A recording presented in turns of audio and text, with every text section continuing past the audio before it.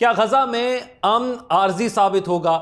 ناظرین، غزہ میں نئے جنگجوؤں کی بھرتی شروع کر دی گئی ہے اور بڑی تعداد کے اندر لوگ اس کار خیر اور اس جہاد میں حصہ لینے کے لیے، وہ جو شہید ہو گئے ہیں ان کی جگہ لینے کے لیے سامنے آئے ہیں اور اپنے آپ کو پیش کر رہے ہیں کہ ہم یہ جو تنظیم اپنی آزادی اور اپنی خود مختاری کی جنگ لڑ رہی ہے اس کا حصہ بننا چاہتے ہیں۔ دوسری جانب آپ کو یاد ہے کہ اسرائیل میں جو فوجی ہیں وہ اس جنگ کا حصہ بننے سے انکاری ہیں۔ ان کی جانب سے بارہا کہا جا رہا ہے کہ ہم نہیں جائیں گے۔ غزہ اور جنگ بندی سے پہلے بہت سے فوجیوں کے بیانات آن ریکارڈ سامنے آئے تھے۔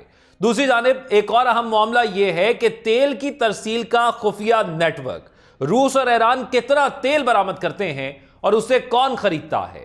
حال ہی میں روسی اور ایرانی تیل پر کیا پابندیاں عائد کی گئی ہیں؟ اس حوالے سے بھی آپ کو آج اس ویلاگ میں آگاہ کریں گے۔ آپ دیکھ رہے ہیں 92 ڈیجیٹل اور میں ہوں ذوق احمد۔ ناظرین، ایک خوفناک سکون ہے۔ غزہ کے لوگ مسلسل محاصرے میں رہتے ہیں۔ جنگ بندی شروع ہونے کے چند گھنٹے بعد اسرائیلی فورسز کی فائرنگ سے ایک نوجوان سمیت 2 فلسطینی شہید ہو گئے تھے۔ اسرائیلی وزیر اعظم نے دھمکی دی تھی کہ اگر جنگ بندی کا دوسرا مرحلہ کامیاب نہ ہوا تو دوبارہ فوجی آپریشن شروع کر دیں گے۔ ابھی تک آزاد فلسطینی ریاست کا کوئی ذکر نہیں ہے۔ یہ ایک عارضی امن ہے جس میں لاکھوں فلسطینی ملبے کی طرف لوٹ رہے ہیں جو کبھی ان کا گھر تھا۔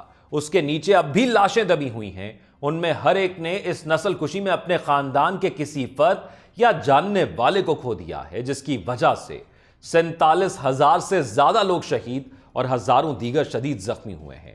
ان میں زیادہ تر بچے ہیں۔ پھر بھی نسل کشی کی جنگ سے گزرنے والے لوگوں کی لچک ناقابل تسخیر ہے۔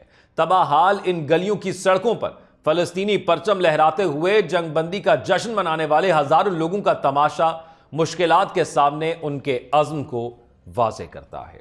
اسرائیل کی فوجی طاقت، جسے امریکہ کی حمایت حاصل ہے، مزاحمت کو ختم کرنے میں ناکام رہی ہے۔ حماس نے جنگ بندی کے فوراً بعد دوبارہ چارج سنبھال لیا تھا۔ حماس کے ہزاروں جنگجو روپوشی کے بعد دوبارہ باہر نکل آئے ہیں اور علاقے پر دوبارہ کنٹرول قائم کر لیا ہے۔ یہ ظاہر تھا کہ اسرائیل نے جو ہولناکی کی ہے اس کے باوجود مزاحمتی گروہوں کو ختم کرنے کے اپنے بنیادی مقصد کو حاصل کرنے میں ناکام رہا ہے۔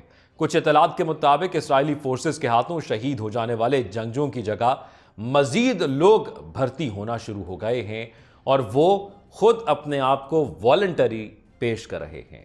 مہینوں کی مصروف سفارتی مصروفیات کے بعد، جس میں قطر، مصر اور امریکہ شامل تھے، آخرکار دونوں فریق جنگ بندی کے معاہدے پر پہنچے تھے۔ جنگ بندی کی اصل مزاحمت تل ابیب کی طرف سے ہوئی تھی، جو مقبوضہ علاقے سے اپنی افواج کو واپسی پر بلانے پر آمادہ نہیں تھی۔ 3 مرحلوں پر مشتمل یہ ڈیل بالآخر ڈونلڈ ٹرمپ کے امریکی صدر کے عہدے پر فائز ہونے سے چند روز قبل ہوئی۔ دلچسپ بات یہ ہے کہ امن کے مسودے میں کوئی خاص تبدیلی نہیں ہوئی تھی جو پچھلے سال مئی سے میز پر تھا۔ ایسے بہت سے عوامل ہیں جو بظاہر وزیر اعظم نیتن یاہو کی حکومت کے موقف میں تبدیلی کا باعث بنے ہیں۔ یہ درست ہو سکتا ہے کہ ڈونلڈ ٹرمپ کے دباؤ نے دائیں بازوں کی اسرائیلی حکومت کو اپنے سخت گیر موقف سے پیچھے ہٹنے پر مجبور کیا۔ ٹرمپ نے بارہا دھمکی دی تھی کہ اگر 20 جنوری کو ان کے افتتاح سے قبل یرغمالیوں کو رہا نہ کیا گیا تو بھاری قیمت ادا کرنا پڑے گی۔ لیکن یہ جو تمام لوگ اس تباہ حال غزہ کے اندر واپس اپنے گھروں کی طرف لوٹ رہے ہیں، آپ آج بھی دیکھیں تو ان کے آنکھوں میں نہ خوف ہے نہ افسوس ہے۔ ان کے جو ارادے ہیں وہ بھی کمزور نہیں پڑے۔ اسرائیل کو صرف یہ شکست نہیں ہوئی کہ جو جنگجو تنظیم اپنی خود مختاری کے لیے وہاں پر جنگ لڑ رہی تھی اس کا وہ خاتمہ نہیں کر پائی، بلکہ وہاں پر موجود لوگوں کے اندر ایک خوف پیدا جو اسرائیل کرنا چاہتا تھا وہ بھی نہیں وہ کر پایا۔ ان لوگوں کو جو آزادی کی جنگ اور اپنی خود مختاری کی جنگ لڑ رہے تھے ان کو پیچھے دھکیلنا تھا۔ اسرائیل کا خیال تھا نسل کشی کریں گے۔ انسان کے لیے سب سے قیمتی کیا ہوتا ہے؟ اس کی اولاد یا اس کے ماں باپ؟ اگر ہم اس کی اولاد میں سے کسی کو شہید کر دیتے ہیں یا اس کے ماں باپ میں سے کسی کو شہید کر دیتے ہیں تو شاید وہ اپنی اس شہادت کی یا اپنی اس لڑائی سے پیچھے ہٹ جائے، لیکن ایسا نہیں ہوا۔ حالیہ جو سروے وہاں سے سامنے آ رہے ہیں، یہ تو ضرور سامنے آ رہا ہے کہ 21 سال لگ جائیں گے اس ملبے کو اٹھانے میں۔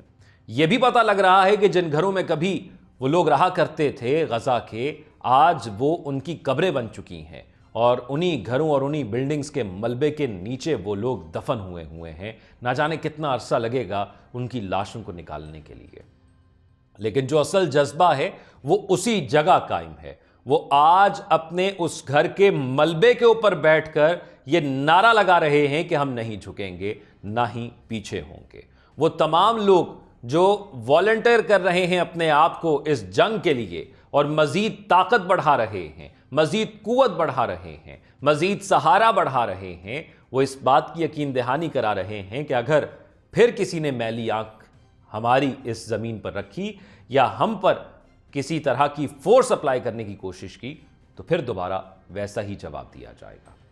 ناظرین، ایک اور اہم معاملہ ایران اور روس اور چائنا کے حوالے سے ہے، جو کہ امریکہ کی تیل کی پابندیوں کے حوالے سے ہے. ناظرین، امریکہ روس اور ایران دونوں کے خلاف پابندیوں میں اضافہ کر رہا ہے، جس کا ہدف ان کی سب سے زیادہ منافع بخش برآمد یعنی تیل ہے. اس نے ان ٹینکروں کے خفیہ بیڑوں کو نشانہ بنایا ہے جن کا سراغ لگانا مشکل ہے اور جسے دونوں ممالک غیر قانونی طور پر تیل کی نقل و حمل کے لیے استعمال کرتے ہیں. ان پابندیوں کی وجہ سے چین کو تیل کی سپلائی کم ہو رہی ہے، جو روسی اور ایرانی تیل کا سب سے بڑا خریدار ہے. اس سے حالیہ ہفتوں میں باقی دنیا میں قلت پیدا ہوئی ہے اور تیل کی قیمتوں میں اضافہ ہوا ہے. ٹرمپ انتظامیہ روسی اور ایرانی تیل پر نئی اور سخت پابندیاں عائد کر سکتی ہے اور ان سے تیل کی قیمتوں میں مزید اضافہ ہو سکتا ہے. روس اور ایران کتنا تیل برآمد کرتے ہیں، سوال یہ اٹھتا ہے، اور اسے کون خریدتا ہے؟ روس اپنے تیل کی برآمد کے اعداد و شمار کو خفیہ رکھتا ہے، لیکن بین الاقوامی توانائی ایجنسی جسے IEA کا کہا جاتا ہے، اس کے اندازے کے مطابق اس وقت بیرون ملک سے 73,30,000 بیرل یومیہ روس فروخت کر رہا ہے. Center for research on energy and clean air کے مطابق روس چین کو تیل فراہم کرنے والا سب سے بڑا ملک ہے. یہ انڈیا کو تیل کی تمام برآمدات کا 1/3 سے زیادہ بھی فراہم کرتا ہے. برطانیہ اور امریکہ دونوں نے مارچ 2022 میں روسی تیل کی درآمد پر پابندی عائد کر دی تھی. روس اپنی تیل کی برآمدات سے سالانہ تقریباً $190 ارب کماتا ہے، جس سے اس کی جنگی کوششوں میں مدد ملتی ہے. بڑی اور ترقی یافتہ معیشتوں والے 7 ممالک کے گروپ G7 نے روسی خام تیل کی برآمدات پر زیادہ سے زیادہ قیمت کی حد $60 فی بیرل مقرر کی ہے. انفرادی G7 ممالک اپنے دائرہ اختیار میں آنے والی شپنگ کمپنیوں اور شپ انشورنس کمپنیوں کے ذریعے اس حد کو نافذ کرتے ہیں. تاہم توانائی اور اجناس کی ڈیٹا فرم آگسٹ میڈیا کے اہلکار نیل فلیمنگ کا کہنا ہے کہ قیمتوں کی حد غیر مؤثر رہی ہے. گزشتہ سال کے بیشتر عرصے میں روسی تیل جیسا کہ یورلس خام تیل بیرون ملک $60 فی بیرل سے زیادہ اور بعض اوقات $75 فی بیرل سے زیادہ میں فروخت ہوتا رہا ہے.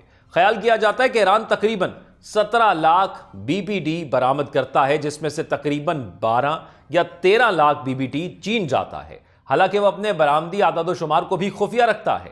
کچھ رپورٹس کے مطابق یہ انڈیا کو تقریباً 4 لاکھ BBD برآمد کرتا ہے، جبکہ سن 2012 سے امریکی حکومت نے ایرانی تیل کی درآمد پر پابندی عائد کر رکھی ہے اور ایرانی تیل کی برآمدات کرنے والی غیر ملکی کمپنیوں پر بھی امریکہ کے ساتھ کاروبار کرنے پر پابندی عائد کر رکھی ہے. اس سب کے لیے امریکہ کا مقصد ایران کو جوہری ہتھیاروں اور بیلسٹک میزائلوں کی تیاری یا حماس، حزب اللہ اور حوثی باغیوں جیسے عسکریت پسند گروہوں کی حمایت کرنے کے لیے فنڈ سے محروم کرنا ہے.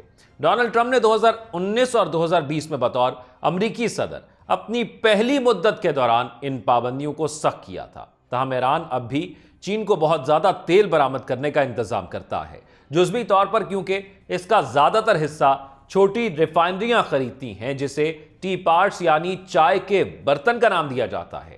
فلیمنگ کا کہنا ہے کہ ان کا امریکہ کے ساتھ کوئی لین دین نہیں ہے اور ان کے پابندیوں کے اقدامات کی خلاف ورزی کا خطرہ بہت کم ہے. حال ہی میں روسی اور ایرانی تیل پر کیا پابندیاں عائد کی گئی ہیں، آپ ذرا یہ جان لیتے ہیں.